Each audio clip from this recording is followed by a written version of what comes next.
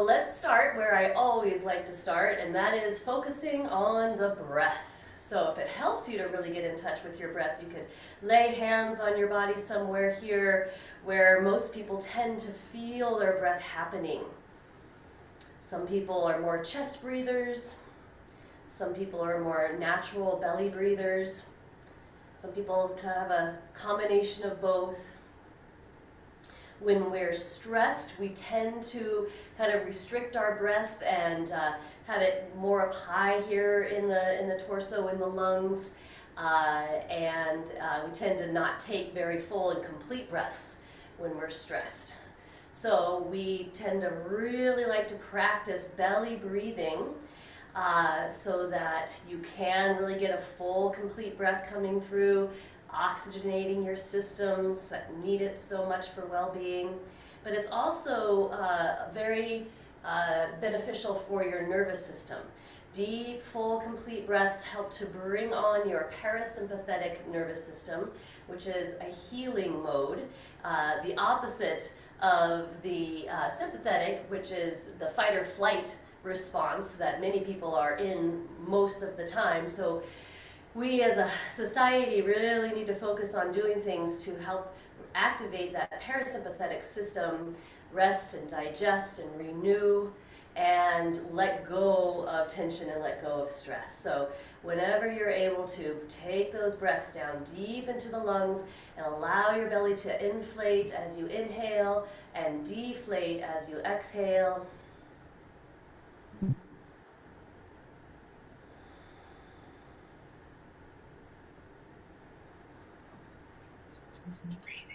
And also really helps to bring your awareness into the present moment, which is another great benefit of a practice such as this, which is mindful movement and body awareness. Some things we do might look like traditional yoga, other things might look a little bit more unusual, but I promise you everything that we do in here is intentional and beneficial for most people, unless there's an injury issue that you need to honor, but very intentional set of exercises that all equal functional movement for your everyday life. So there's a need to maintain a certain degree of mobility throughout your body in various ways. Hello, Gary. Glad you joined us. Yeah, we're just practicing breathing. We're just getting started. Good. And then we also need an equal balance of stability throughout the body. So it's very much a balanced approach that I take, a combination of mobility and stability, and combined in the right ways, they really support each other. Again, really going towards that functional movement that we need to be independent in our everyday lives. Few more full, complete breaths. Keeping the breath flowing as fully and completely as you can, but do whatever you need to get your body to sit up as tall as you can. So if you need to put your hands on the sides of the chair, give yourself a little boost. Maybe it's rearranging how your hips and pelvis are positioned on your chair so that you can try to extend up through your spine to its fullest extent here, out through the crown of your head. Very good, and then just reconnect with your breath. We want to keep that flowing as much as we can. And then we're going to start to focus on shoulder mobility, starting very subtle with some forward rotation all the way around in a pain-free range of motion. Now, I happen to know Gary quite well and know that he has shoulder injury issues, and we work on that on a regular basis, and I always encourage Gary to keep his movements more subtle and what we call a shorter lever, which is keeping your arms a little bit closer into your body and closer towards your midline, and elbows bent tends to help the shoulders be a little more stable, because Gary has lost a lot of his shoulder alignment and stability. So we have to move it, we know that, but we keep it a little bit more subtle and a shorter lever until his body tells him that, yeah, he can maybe try something a little bit bigger. But let's pause that particular movement and go the opposite direction now. And as you do this kind of backstroke rotation around one at a time, I want you to take at least 3 full complete breaths. And I'll start to demonstrate something that moves out from the midline a little bit more, so requiring more stability and mobility out of your shoulders if it feels good. So you're getting a little bit closer to if you were doing a backstroke, laying or paddling along your back in some beautiful pool or pond or lake or whatever feels right for you here. And if it feels good to go to a fuller extension, just go slow and be very deliberate about your movements and keeping your shoulders aligned and stable. I'm coming back to the more subtle version that I started with here. That's it. And then let those shoulders relax, balance them out as best you can, and let your arms just shake all the way out, all the way through your hands and your fingers. That's it. Good. Let's transfer our awareness and focus down into the lower body here for a bit. I'd like you to lift your toes away from the floor as best you can, and then ground through those toes and the ball of the foot, both of them, and lift your heels. And going back and forth again, a deliberate range of motion, activating the muscles of your lower legs, getting the mobility through your ankles that is so necessary for effective walking. And the next time you're lifting your toes, once you hold them out there a little bit more and see if you can get those toes to move around, or you could just kind of make fists with your toes and then really stretch them back out again like we would with our hands. Kind of make a fist and then really stretch them out as best you can. If that makes your feet or anywhere cramp up or anything, just do whatever you need to get that cramp to work out sooner than later. And then again, just do whatever movements or stretches that feel good to you.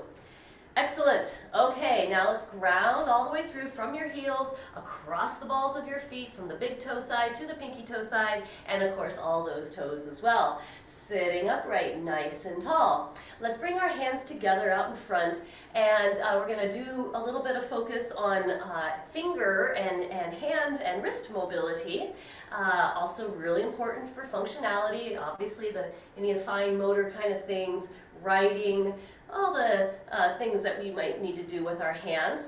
Hands tend to get into a flexed position and need a little bit more support or help or time to get them to really extend and lengthen out again. So once you've warmed up those hands pretty well, let's line up the fingers together, thumbs, all the fingers, palms close together, and then just experiment with the wrists and how it feels to lift your elbows out just a little bit more.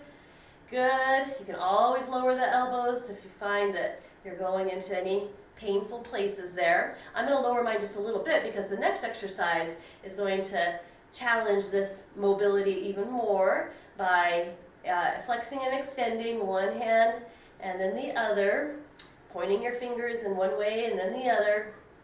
Good. And then bring those fingers straight up towards the ceiling and bring them in nice and close to your heart center. Sit up really nice and tall, take a full complete breath inhaling, and as you exhale, extend your arms forward as far out in front of you as comfortable. Separate your hands, take a nice full inhalation, and open out wide. Exhale, bring them together out in front of you again. And then when you're ready to inhale, bend your elbows, bring those hands in nice and close. Do another round with me, please. Start with an inhale here, really lengthening up through your spine. Exhale, reach on forward. When you're ready, inhale real big and deep and open those arms wide. I like to even look up here. Then exhale, as you bring them forward, tuck your chin, looking down a bit. Then inhale, look straight ahead and bring those hands back into your heart center, exhaling. We're going to add in pelvic tilting along with this. So why don't we just focus on pelvic tilting here on its own for a few moments. Anterior and posterior tilting at the pelvis requires some degree of hip mobility and also lumbar spine. We extend and stretch through the front body and get a little flexion in the lumbar spine or the back body here as you tilt the pelvis forward, and then the opposite happens when you tilt the pelvis back. Okay, so any degree of pelvic tilting. Now I'd like you to identify for you neutral pelvis. Neutral pelvis where your sits bones ground directly down into the chair beneath you, and that should enable you to sit upright as tall as you can.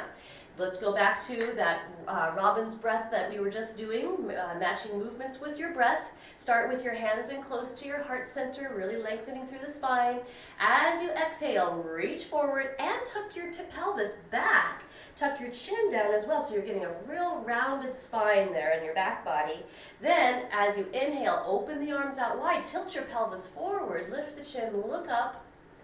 Exhale, come forward, reaching, tuck your pelvis back, tuck the chin. Inhale, elongate up through the spine, all the way through, and your hands are at the heart center. Exhaling. Let's do it one more time, all the way through. Inhale, extend. Exhale, tuck and round. Inhale, open wide, tilt forward, look up.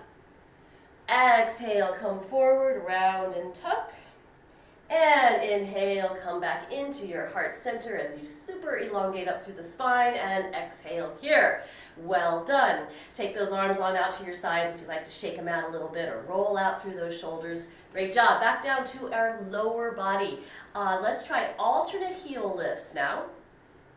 And if it's possible, even alternate toe lifts. So as one side heel's lifting, the other side your toes are lifting, and then you alternate back and forth. Good. Okay, just a few more of those, and then let's plant from your heels all the way across the balls of the feet and your toes. Sit up tall. Now, decide how you're positioned on the chair, and if it's possible for you to scoot yourself a little further forward on the seat of your chair. So I'd like you to have a little bit of room behind you here, because the next thing we're going to do is an important strengthening and stabilizing exercise that we all should do, because again, functional movement equals independence in your life as long as possible. So as you strengthen and tone your abdominals and all the way through your back and internally throughout the pelvis. So I'd like you to even include your pelvic floor engaging, lifting as you shift your body forward and backward to any degree that feels good, with a lot of strength and a lot of tone all through what I call the deep core. So yes, it does include some external stabilizers here, abdominals and spinal stabilizers, but I'd like you to go deep, deep, deep within and all throughout. This is so important for stability and back health and safety. Also internal organs, all through the pelvis especially. We want to keep toning and engaging and also disengaging mindfully all through here. So we really practice this kind of thing. Some of my students like an extra challenge. If it's not painful at all, you can lengthen and lean back a little bit. Try not to lean into the back of your chair and hold as you breathe. That's the harder part here. If you can take 3 full breaths and hold. If you find that you're unable to take the breaths or it's painful, just come back to your more upright seated position. We all will here eventually anyway. And take some deep belly breaths right here.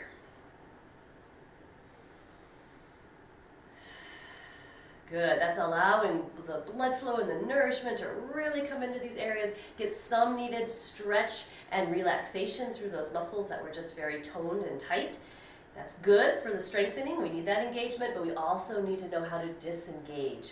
Okay, hands on the sides of your chair, sitting upright tall, side to side, shifting in your hips into the right and into the left. Good. Yep.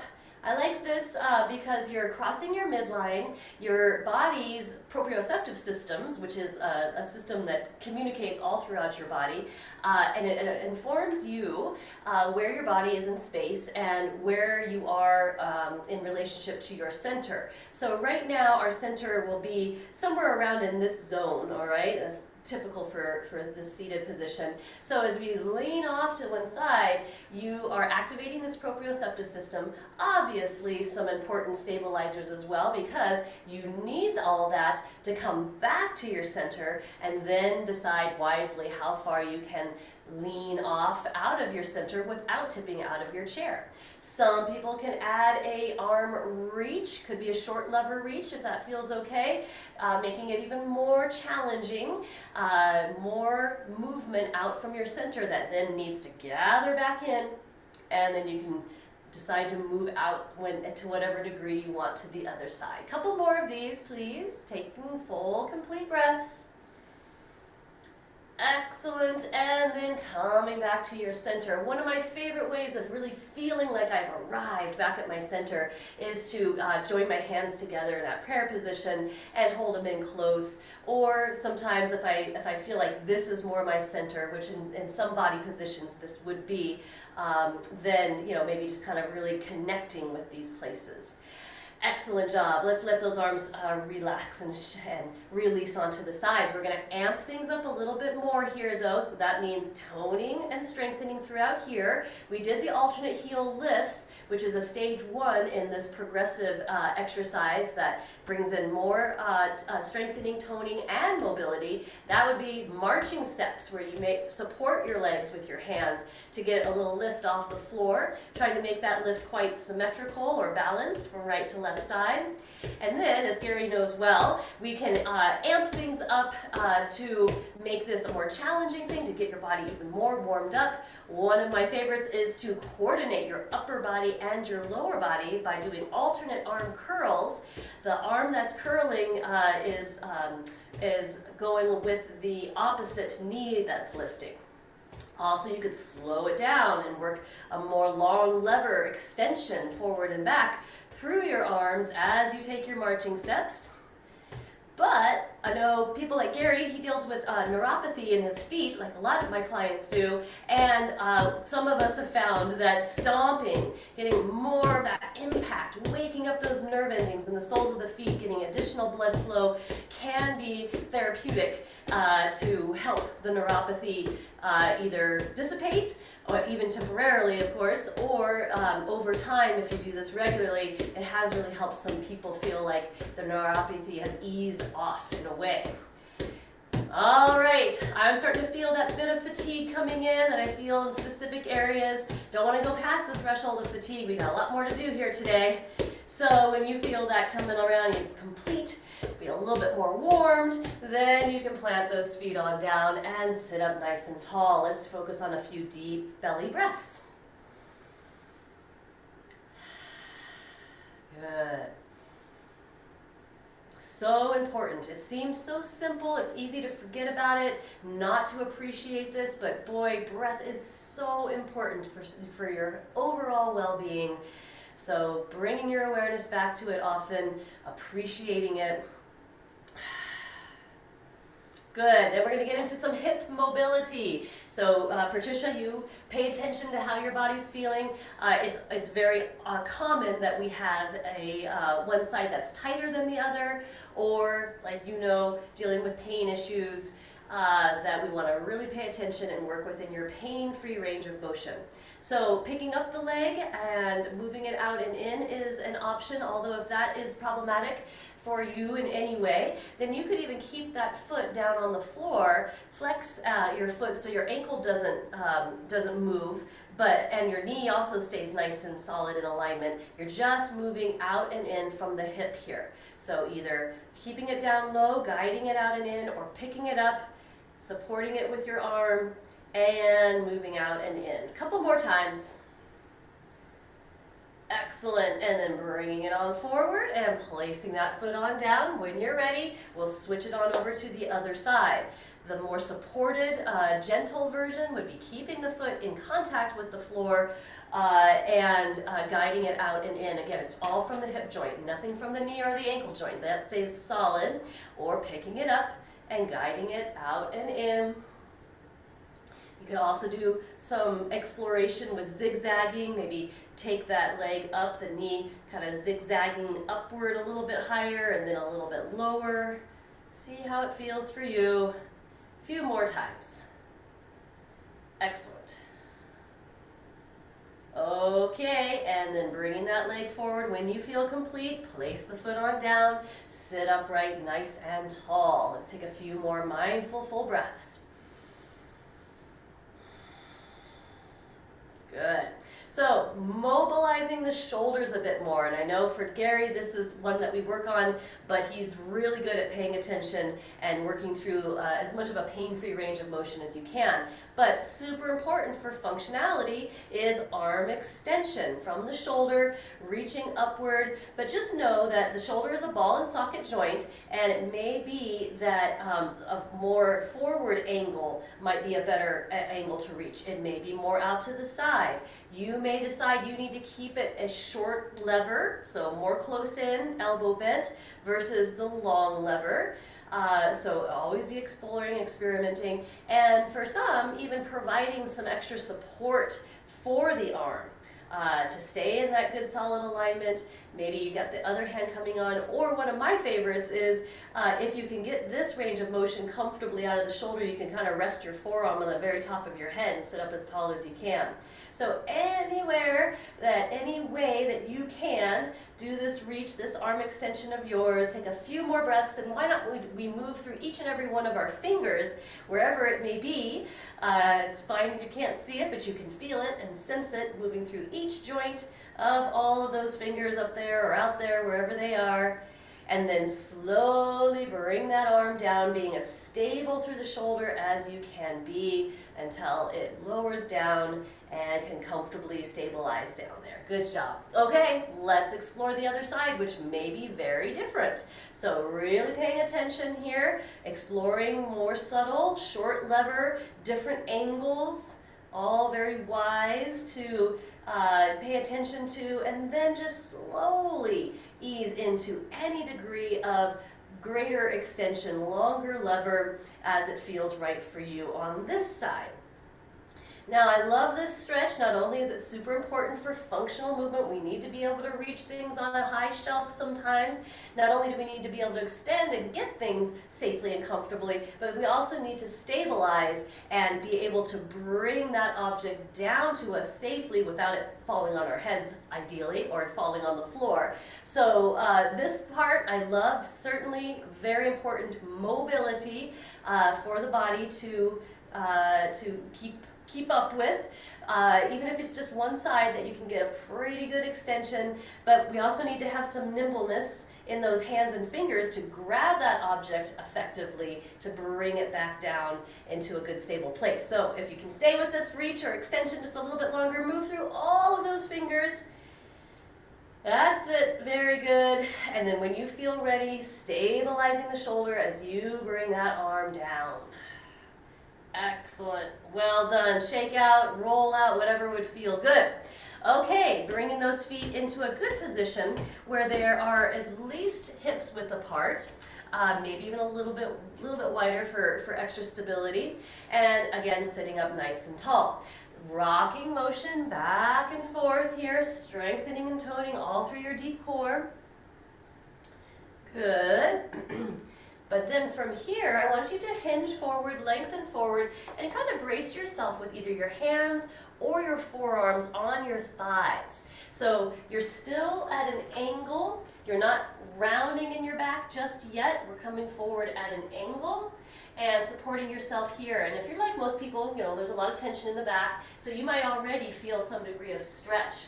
Another thing I like to do here is get the upper back and the neck by just letting your chin tuck in and let your head hang kind of heavy, so you're getting this extension and just using the weight of the head to get this very much needed stretch, at least for me here at this point. Good. Now, engage through your deep core. Try to maintain extension into your spine, and with that good strong deep core, slowly rise back up to your fully upright seated position. So that is a version of a forward fold, and for some people that might be the wisest version to go with.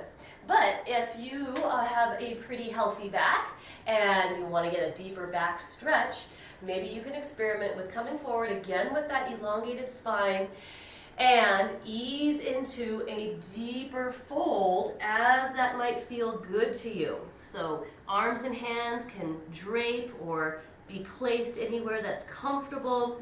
Again, try to let your head hang heavy. Now the trick in these deeper forward folds can be breathing. We really kind of compress into the belly and the front of the body and the diaphragm even. So it certainly is going to be challenging to take deep belly breaths. But you could still take deep breaths and allow more of your back body and rib cage to expand and accommodate those inhales and full exhales, being comfortable and noticing where your body feels the stretch. You can also take little micro movements, just like a couple degree movements, maybe your head turning a little bit from side to side, or maybe as your shoulders just barely shifting a little bit as you explore other areas of the potential stretch here for our backs. A few more deep, full, complete breaths.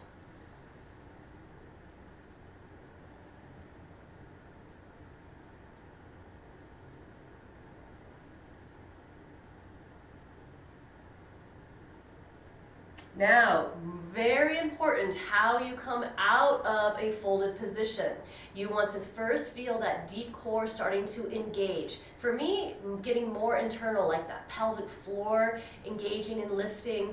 And then as I start to extend more through my spine, slowly, more of the spinal stabilizers will come on. Deep, deep core, still helping you as you rise up slowly into a fully upright seated position, really extending through the spine. And when you arrive there, I like to do either these nice full double shoulder rolls forward, up, back, and down a few times. Or if it feels good to you, your shoulders are happy, we've explored extension, could both arms comfortably reach up into the sky above here, taking a nice full inhalation, reaching all the way through your fingertips, and exhaling very slowly, lowering those arms on down. Sitting upright, nice and tall, once again. Okay, next we will go into a little bit more of the hip mobility component, and I think let's start by picking up your right leg and hugging that leg up and in as much as you comfortably can. Some people might find it more comfortable to take that knee more out towards the shoulder. Others might feel like they want to bring it in towards the chest, or maybe even crossing the midline a little bit. So giving it a nice hug in, good.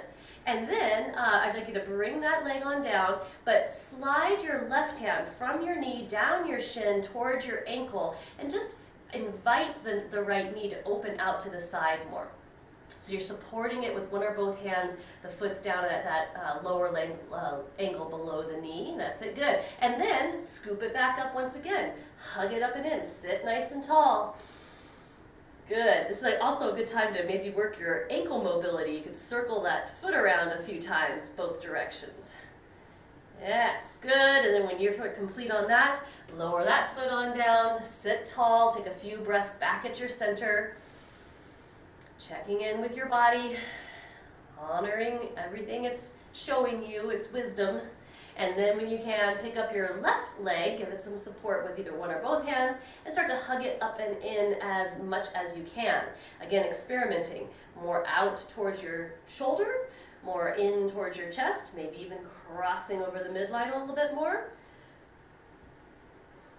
And very good.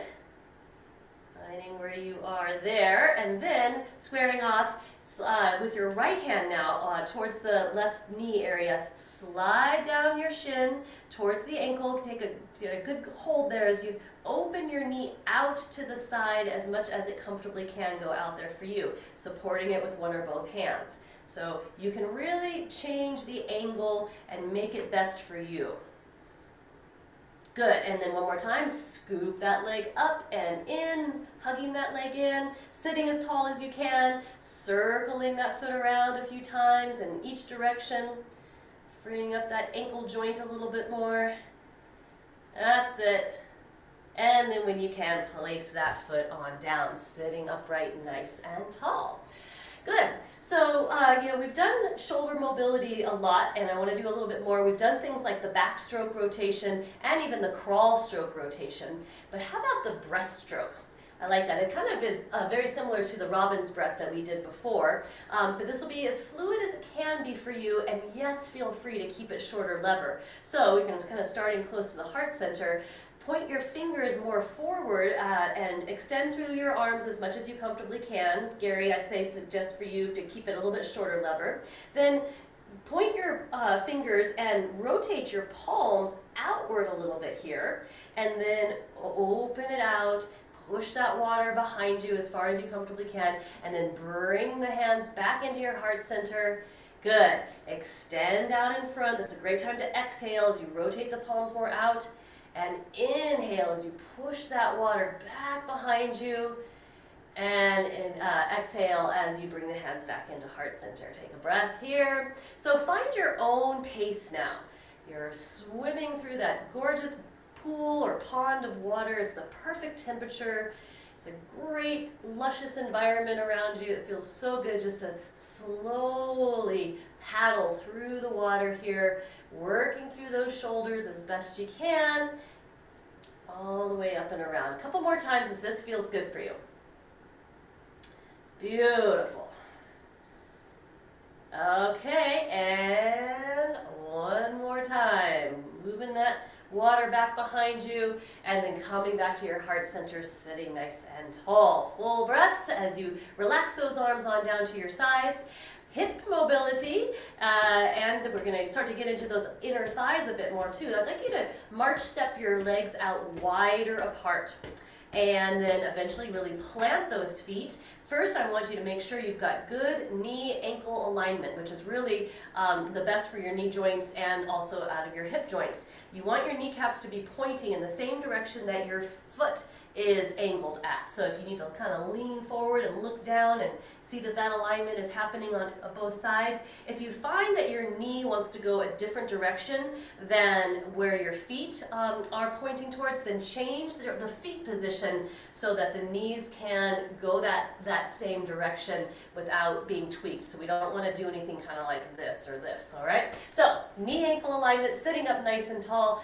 Lengthen and exhale, lean towards your right, support yourself with your right hand or arm somehow, and as is comfortable, take deep full breaths. You can keep it a shorter lever, reaching that arm out from the elbow or even just kind of in front of you. You can even skip the arm extension altogether or go for a real big reach and extension. So side body stretch, taking a few full breaths. Gary, can you widen your leg stance out just a little bit wider? I want you to have a real wide, solid base. That looks good. Take another full breath.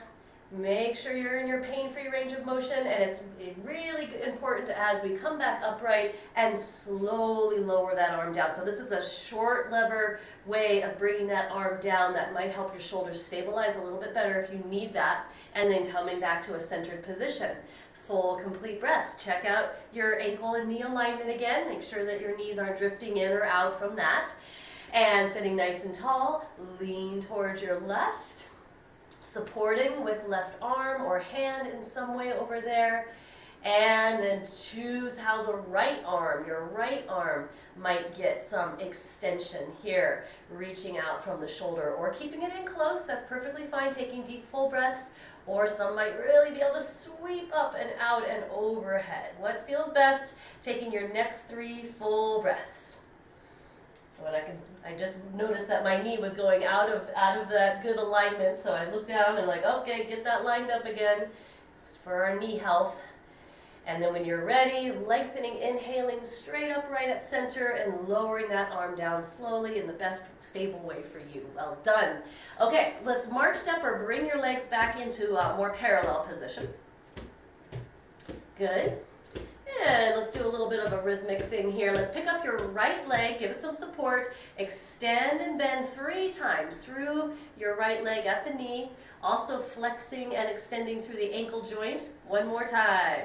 And then bend, and I like to hug mine up and in sometimes, and then lower that arm down, sitting nice and tall. Other side, pick up your left leg, give it some support, extend and bend at your knee 3 times, also doing some flexing and pointing at the foot. One more, and then bend, and if you like, hug in and plant on down. From here, let's go back out to that wide stance, and we're going to go for a wide open lunge, sometimes called Warrior Two. This is a seated Warrior Two pose, but again, it really depends on your body and what it will allow.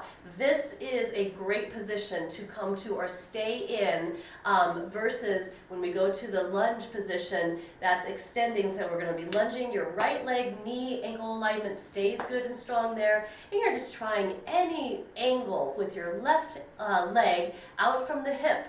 So if you have hip pain, if you have knee pain, you may want to go back to planting that foot and again having that good ankle-knee alignment on both sides. So kind of very similar to what we just did. But experimenting and exploring if there is a way for you to get that left leg extended and position the foot in a way that is stabilizing for your joints all the way through. Sitting nice and tall, one thing that people will often do in this pose is extend both arms out in opposite directions. So your upper body, your torso, is very symmetrical as much as you can be, even in the hips, although they're probably wanting to tilt a little bit like this if your leg is extended here. Then we can kind of let that happen, coming from this solid place of centeredness. Lean towards your right, support with your right hand or arm in any way, and any degree of arm reach or extension that feels good. Taking 3 full breaths. You might even look down at your right knee to check on that knee-ankle alignment.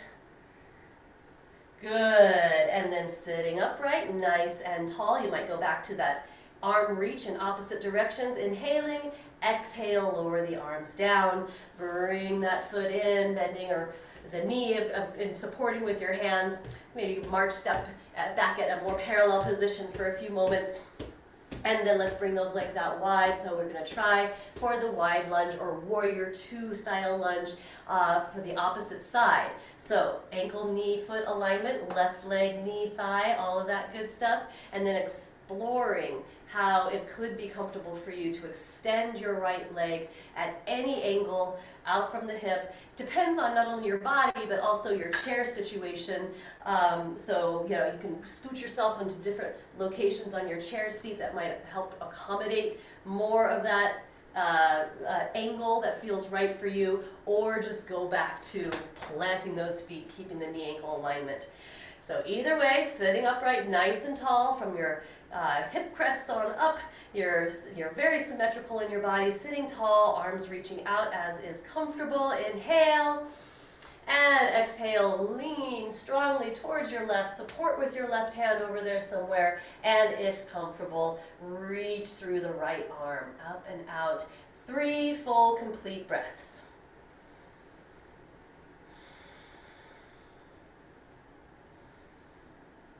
Excellent. When you're ready, come back up to that lengthened spine. Maybe your arms can reach out in opposite directions. Inhale and exhale. Come on down. Bend the knees, support your legs, and bring them on back to a more parallel position.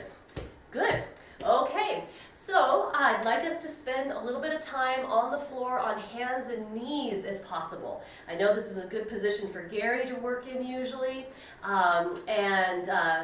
Patricia, you just make it work for you. Some people like to get a little extra cushion for underneath their knees, like a smooth folded blanket or something like that, or even just kind of rolling up your yoga mat, or whatever can help you have adequate cushion for your knees. But as we take this transition down towards the floor, this is a great time to practice mindfully transitioning through your body in the most safe and stable way. Functional movement equals independence. So I like to make sure my deep core is on. I might rock a few times to really feel that. I also am going to maybe use my arms and hands for a little bit of a boost coming out of the chair, knowing that I can come back to the chair at any time if you feel unstable or like you're just not ready to make that transition. But a little bit of a boost. I stay in my squat and just kind of turn. And Gary, I know you can just reach down towards the floor quite adequately, but for some of us, actually bracing yourself on a sturdy piece of furniture like this, and then slowly coming down one knee at a time until you can arrange yourself in the best way for hands and knees pose. So yes, take all the time you need to get there, and don't be afraid to crawl yourself around to eventually get into the most ideal position. Yeah, so you may have been closer to your chair before, now you maybe want a little bit more room, so you can crawl backwards, you can crawl forwards, you can crawl yourself around until your head's pointing whatever direction is going to be easiest for you to see me. And then settle into a table pose. Remember, a strong, stable table has the legs coming right from the corners, or your joints basically. So the hands should line up pretty much right below your shoulder joints. Your knees line up right below your hip joints. Strengthen and tone through your deep core. And let's do a few rounds of cat-cow. We did these seated not too long ago. Tucking the pelvis back, rounding your back body, tucking your chin, elongating through the spine, tilting your pelvis forward a bit if possible. Lift that tailbone up and out and look forward or even up. So going back and forth like this 3, 4, 5 times along with your breath. Inhaling as you extend and lengthen and look up. Exhale as you round and tuck.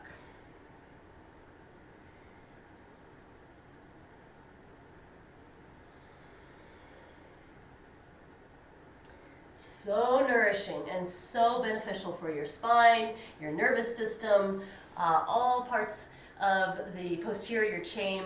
Very nourishing exercise. Gary, you're doing great as usual. Okay, next, this might require a little bit more stability and strengthening, and it's actually really good for challenging balance in a safe way because you're so close to the floor. Now, the first step in this one we call bird dog is coming from a stable table, neutral pelvis, strong tone all through your deep core, and just lift and extend one leg back behind you as best you can.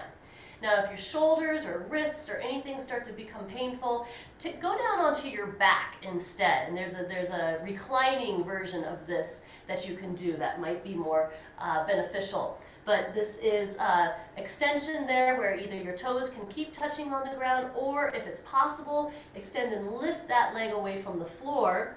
Now, here's where it gets really tricky, is try to slide your opposite hand. So say if your right leg is extended behind you, reach through your left fingers maybe a little further out in front of you, or for the biggest challenge of them all, reach that arm out in front of you off the floor.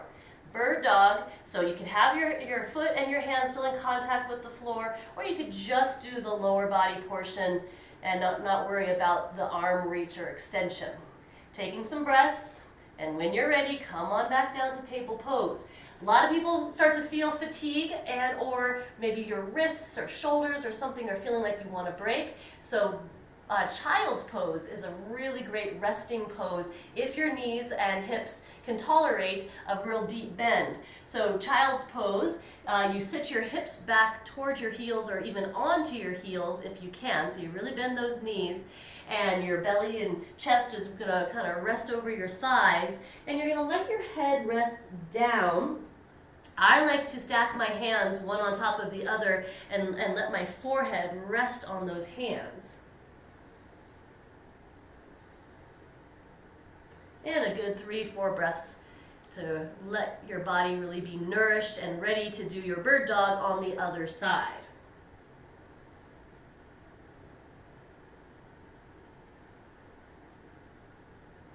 Engage through your deep core when you're ready to rise up out of your child's pose and back to a good stable table pose. When you're ready, strong deep core still engaged as you extend, say this time your opposite leg, mine will be my left here. So extension, great stretch to get through there. If your toes need to keep on contact with the floor, that's fine. Otherwise, see if you can engage a bit more and actually lift that leg away from the floor in as much extension as you can do. Next stage, and very challenging, this is where it gets really good for balance though, is if you could slide your fingertips. So again, if your left leg is extended, your right hand is going to try to slide further out away from you on the floor, or possibly even reach that arm away from the floor. And then you get some teeter-tottering action going on, which is good. good and strengthening, good body awareness. And again, the worst thing that could happen is you might lose your balance and kind of roll off to your side. Way safer than if you were trying to do some of these types of balance challenges if you were standing. So I really like that. Coming out when you feel complete and going into a resting pose. If you loved the child's pose that we were in not too long ago, you can go back to that for 3 or 4 more breaths.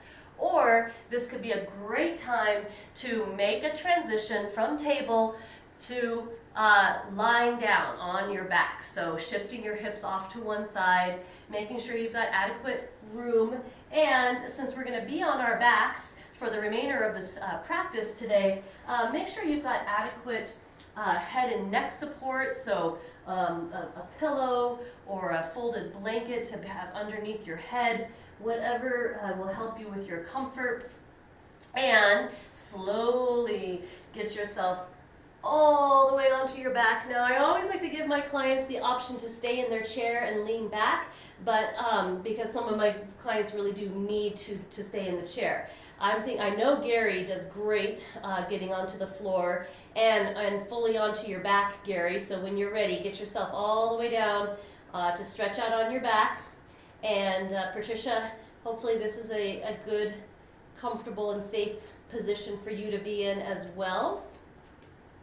And then when you get there and you're getting yourself situated, I like to do extension, lengthening out at least through one leg, and maybe then that same arm, if it's comfortable, could reach up as well. Or maybe you could do both sides at the same time, both legs extending, both arms reaching. Alternatively, and this is what I suggest for you, Gary, is extending once you're fully on your back, all the way down, then hugging one knee at a time in towards your chest while you extend the other. That's great, Gary. Take all the time you need. Beautiful. And if you're doing a one side at a time thing like I am here, after certain number of breaths or so, then you'll switch over to the other side, but take as much time as you need. I'm switching over myself, extending out the opposite leg and hugging in the opposite. Good. Keep checking in with your body, how it's feeling, releasing the weight of your head a little bit more into the mat or the pillow beneath it so your neck can start to relax and release. And when you feel complete on both sides, then from the extension exercise, then bend both of your knees, plant both of your feet, and if you could, reach your arms up towards the ceiling, so directly up above you here. Good. And then, as might be comfortable, reach and extend overhead. For some, you might want to just keep it real solid and stable in your shoulders. Maybe keep your elbows bent, just go as far as you can. Or maybe some can actually rest the backs of your hands on the floor up there, taking a few full breaths. Walking, your knees are both bent, and you're going to walk your feet close together and open your knees out in opposite directions. Now, some may need to actually bring your hands on the outer thighs to give the legs support here. We're really going for a full stretch here through your inner thighs. This can also be a one-legged version, so one leg goes out, the other one stays either lengthened or knee pointing up towards the ceiling. And then, of course, you would be switching over to the other side. So either double leg butterfly pose or single leg. Arms could be in a supportive place or just could be reaching out, feeling expansion. And once you feel complete, both sides pretty equally, bend your knees, plant your feet to the floor, taking some nice full complete breaths. How would it feel for you to hug both knees in towards your chest? There's a few variations here that I might suggest.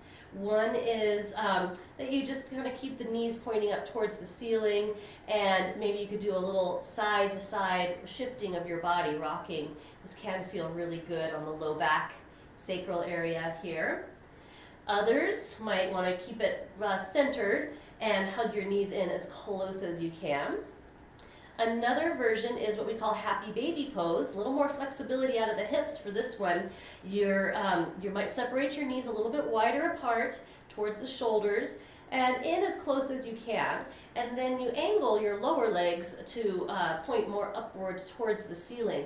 Flexing the feet is often what people will do here. And if you have long enough arms, you can maybe reach up to your ankles or to your feet. But you can support the legs in a lot of different ways here. Happy baby pose. Again, if this is a comfortable position for you, you can do a little side to side rocking.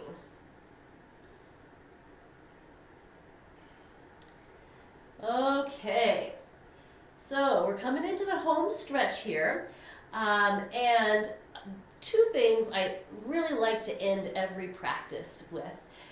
One is what we call meditation in motion, where basically you just allow your body to move and to stretch in any way that feels really good to you. So it doesn't have to be anything traditional. It may be something that you've done before that you know is just the kind of thing, or it could just be fairly spontaneous, allowing the wisdom of your body go into those positions that you know will feel just so nice, so wonderful for you. And taking at least a minute, maybe more. Some people find this a very blissful practice. It also can kind of improve your body-mind relationship, where you're trusting enough that your body's wisdom knows what it needs, and you're observing and supporting with your breath and your mind and things like that, but really allowing your body to do what it wants and needs. And as many people find as they go through this process, at some point, many people just find themselves settling into a really comfortable position for a bit of relaxation and renewal, where you might find your body settling into a very still, well-supported position, and you close your eyes and you focus on your breath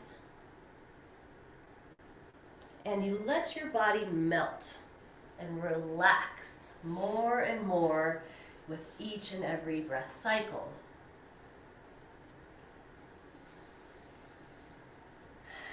And if there is still busyness of the mind or some resistance somewhere, you might try silently saying to yourself as you inhale, opening up, and as you exhale, letting go.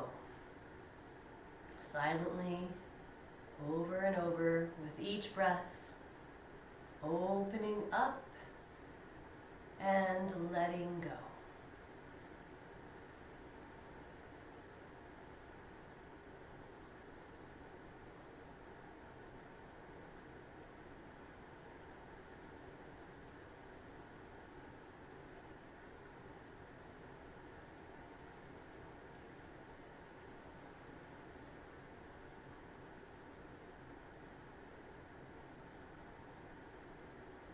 Back to the parasympathetic nervous system.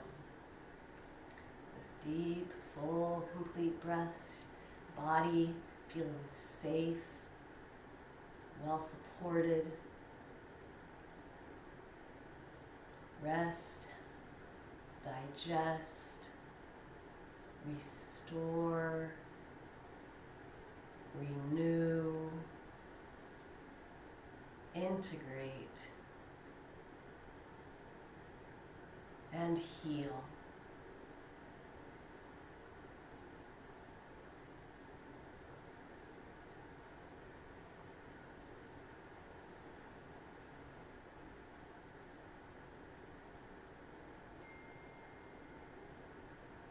We're coming to the end of our practice here today, although I will wholeheartedly invite you to stay right where you are and really sink into this powerful practice of conscious relaxation for a bit longer. But when you are feeling ready to make your transition and eventually come to a more upright and seated position, Please do so mindfully. Connect to your body. Feel your hands, feel your fingers, feel your legs, feel your feet, feel your face. When you're ready to open your eyes, mindfully flutter those eyelids and blink and look around you, taking in the visual field, maybe even turning your head slowly from side to side. Taking all the time you might need. But again, as always, I welcome you to stay more relaxed and reclined longer if that's what's best and you have the time to do so. Otherwise, joining me in a more upright and seated position when you can. And if it feels right to you and you're comfortable bringing those hands together at your heart center one more time, as we bring this practice to a close for today in gratitude and recognition of our inner light and divinity and the beautiful manifestations of the heart that we are receiving and giving. So please receive my gratitude to each and every one of you. Thank you all so much for being here today, and namaste.